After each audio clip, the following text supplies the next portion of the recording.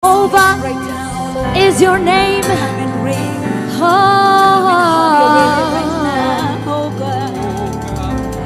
Jehovah is your name. Jehovah is your name. Mighty warrior, great. Good morning. This is Reverend Ferdinand Manjewa Mbwangi, and I thank God for this opportunity He's given us to share with you these morning devotions. The topic is overcoming COVID-19 fear, and it is actually based on the reading of the Gospel of Matthew, chapter 8, verse 26 through to 34. During this time of COVID-19, we know there are all sorts of fears that have come with it. The first fear, or anxiety, we can say so, is when the vaccine was discovered, and we thought that now we have a relief. But when again you read the World Health Organization report for the 2nd of September 2021, you see that these vaccines have got some kind of exemption clause. In that report they say the vaccine should not be allowed, particularly the AstraZeneca should not be allowed for people who are 18 years and below. The other extra caution is that those who react to some elements of these vaccines should not be allowed to take it. So with these two exemptions, I asked myself then, where is the hope for those who are exempted because of these conditions that have been outlined here?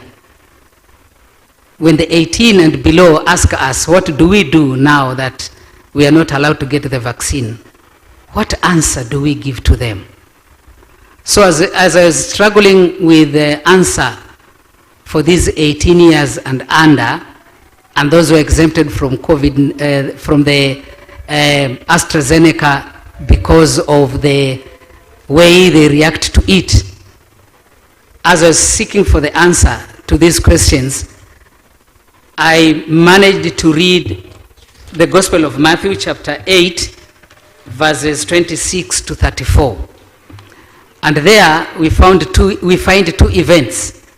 The first event is where Jesus is in the boat and is traveling with his disciples, and then the sea gets somehow raging, and Jesus is woken up by the disciples, and by simply commanding the winds to calm down, his words actually became activated to the point where the wind had to obey. So Jesus shortchanged the cause of the raging winds, because those winds decided to eliminate the disciples. The second event we see is actually after that, where Jesus now around the tomb, he finds this demon-possessed man. And when the man who was possessed with the demons, when he saw Jesus, he starts pleading with Jesus. The demons in him start pleading with Jesus, saying, please, Son of God, what do you have to do with us?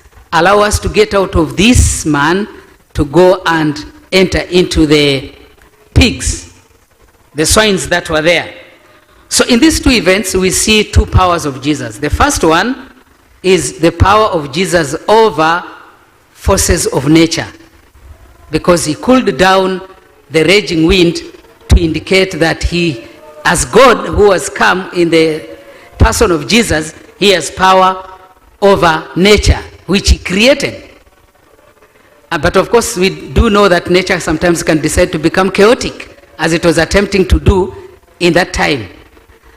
The second power we see of Jesus is that of the power to overcome evil forces, spiritual evil forces that we do not know where they come from and where they go. This is what we see when the demons in this man, they beg Jesus to send them to the swines.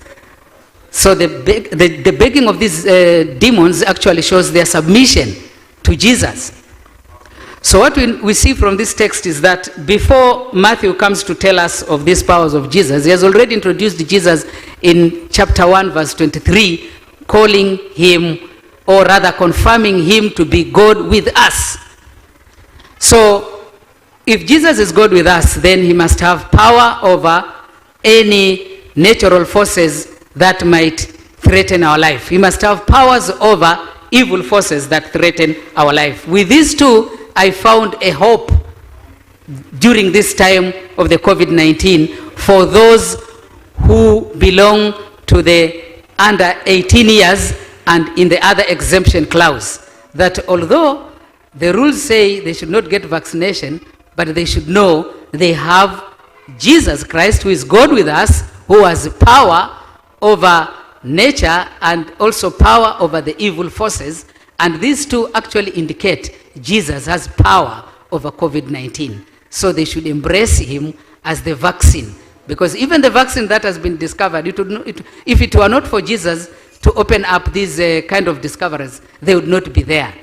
So we should find hope in the name of Jesus, as Paul tells us in Philippians chapter 2 verse 19, Philippians chapter 2 verse 9 to 11. We should find the power in the name of Jesus, which has power over every name in on earth, so that when we are exempted from this vaccination, we should know that we have faith in Jesus, we have the Lord of Lords, and that he's above everything else that we'll need to treat us of any ailment. So if we rely on him, then we should not be fearful.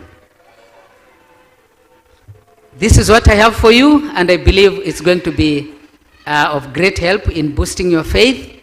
And may the Lord bless you and continue to rely on Jesus Christ. Bwana asifiwe sana.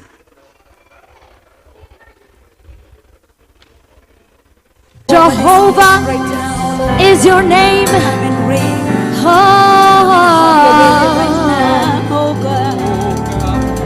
Jehovah is your name.